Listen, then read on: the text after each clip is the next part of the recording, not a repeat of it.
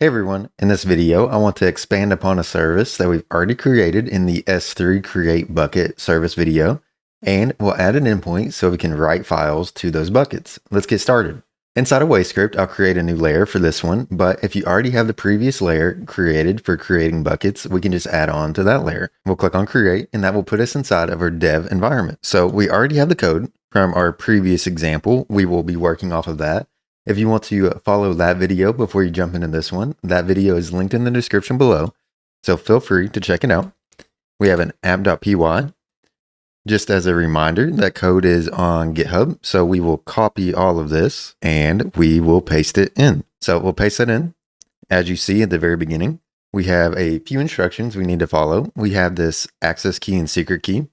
As a reminder, we'll put those into our secrets by clicking this plus .secrets. So we have access key and secret key. As a reminder, these come from our AWS IAM user management console. So I will copy mine and paste them in here. So once you have these two values in place, we can reference them within the WayScript environment to then start accessing our S3 resources. Now that we've sped through and created everything that we had with the previous video, let's start talking about how we can create something new. Let's talk about how we can create a new endpoint that will allow us to accept files to upload to our bucket. So what we'll do is we will copy this endpoint, we will paste it in, and we'll work from this. So adding to our service, we'll create a new endpoint. We'll change this one from create bucket to upload file. These are whatever you want them to be. So if you have some other format that you want to follow, then feel free to use that instead. We'll make sure that our function is a little bit different. So S3 bucket upload. We'll keep most of these error messages the same. You can change them if you want to. Now that we have this, we'll keep this bucket name and client, and we'll get rid of this method from our client here. Now, what we'll need to do is use a new method from AWS's client that allows us to upload a file from their docs. What we'll do is we will use this method here to upload files. So we'll copy all of this and we will paste it in here. I'll make sure this is linked down below too, along with the completed code. That way you can just copy it if you want to. So we'll change this file name to file. This will be something that we need to receive from the user. So let's go ahead and change this from a string into an actual variable.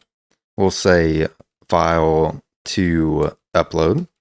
This will come from the user, so we need to make a variable here to upload. Any information that we receive from the user in a Flask application will be stored in a variable called request. At this point, there's a couple of different ways that we could receive file type information from a request. So a built-in is .files. Then we would expect the name of the file to receive. As a default, we will just say file. To recap, all this line is saying is we are expecting a user to send us a file that they want to upload.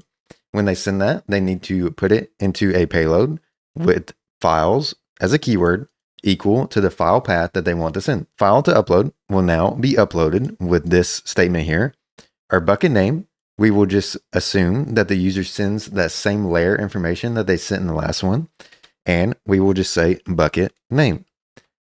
So the user doesn't need to know their bucket name. They can just send their layer information and will automatically deduct which S3 bucket is theirs. Finally, for the file name, we'll just say file name and we'll create this above. So file name, we could implement whatever practice we want to here to name our files to have a good convention. I will just say user and today's date. So in Python, to get today's date is very simple. We have a few lines. So we'll have one more import here. We'll go up to the top and put that in. And then to call today's date, we will say a line down here, back where we're working, of date.today. Of course, you can change this however you want to. For me, I will just set up some kind of convention to name files that are uploaded, assuming that every file is the same. This is highly variable, of course, so I encourage you to create whatever convention you would need for your project. But for me, I will just do this. So now our response, finally, we'll clean this up a little bit more. We'll combine a few lines and say response will just be the response of our client, which we need to change here So client of upload object, we have the object, the bucket name, and the file name. Perfect. So that's all it would take to add on to the service to create another endpoint to upload files to. We'll save all of this, and now I'll show you how we can hit this endpoint using our brand new service.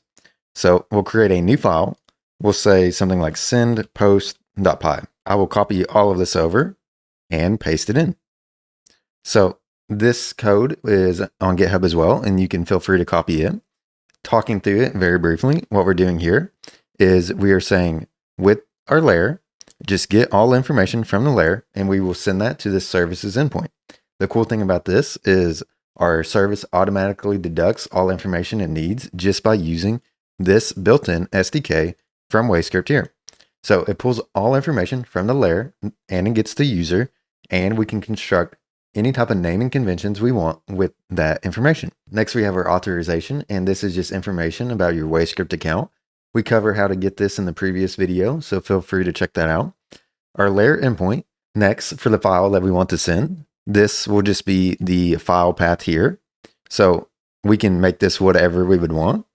In this example, I will just use one that we already have, and I will just write our app.py into my S3 bucket. Now that we have all of this, all we would need to do is to execute this into our terminal, and then we can go and view it in the S3 bucket. After executing that, we'll go and open my S3 bucket. I'll pull it over, and you see that we have our new app.py in our bucket uploaded for us. If you have any questions about this tutorial, please let me know, and I'll be happy to help. Until next time.